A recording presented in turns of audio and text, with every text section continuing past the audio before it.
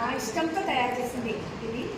అందాల వర్ణాల మయూరం అంటే చూడగానే పిల్లలు దాన్ని ఆకర్షించే విధంగా ఉండాలి. అంటే పిల్లలకి చూడగానే అది వాళ్ళకు నెమలిని చూడగానే వాళ్ళకి ఎంతో సంతోషం అయిపోతుంది. కాబట్టి వాళ్ళకి ఆటలన్నా పాటలన్నా బొమ్మలన్నా తర్వాత ఏదైనా నాట్యం అన్నా ఏదైనా ఇష్టం. కాబట్టి నేను నెమలి జాతీయ పక్షి నెమలి తీసుకున్నాను. తర్వాత ఈ నెమలి గురించి చెప్పాలంటే ఈ నెమలి రంగు గురించి రంగుల అవగాహన తెలుస్తుంది.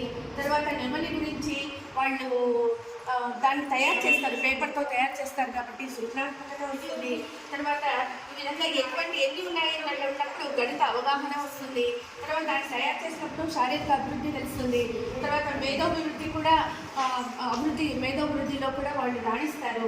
తర్వాత ఈ అక్షరాలు ఉన్నాయి చూసారా, ఈ అక్షరాలలో వాళ్ళు వర్ణమాలలో మనకు అక్షరాలు ఎలా ఏర్పడాయంటే శబ్దాలను బట్టి అక్షరాలు ఏర్పడినాయి. కాబట్టి ఆ శబ్దాల ద్వారా అక్షరాలు ఎలా పలకాలి అనేటువంటిది వాళ్ళు అవగాహన చేసుకుంటారు.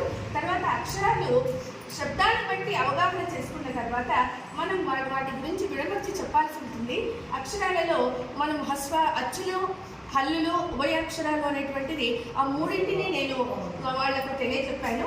అచ్చుల్లో కూడా హస్వాలు దీర్ఘాలు అనేటువంటి చెప్పి వాళ్ళలో ఏ విధంగా ఉచ్చారణ శబ్దాలు ఏ విధంగా పలకాలి అనేది నేర్పించాను.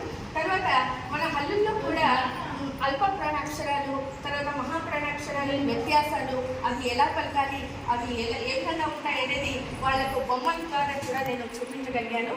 తర్వాత దీని ద్వారానే మనము ఆ అక్షరాలను బట్టి సరళ పదాలు, అనుకరణ పదాలు, 2 అక్షరాల పదాలు, 3 అక్షరాల పదాలు, 4 అక్షరాల పదాలు, ఈ విధంగా లెక్కలేని పదాలు మనం తయారు చేసేటువంటి సామర్థ్యం పిల్లల్లో వస్తుంది. కాబట్టి ఈ నెమలిని ఎంచుకోవడం జరిగింది.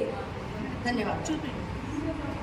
తర్వాత ఈ పదాల వెనుక కూడా ఈ అక్షరాల వెనుక కూడా పదాలు 2 అక్షరాల పదాలు రాయడం జరిగింది.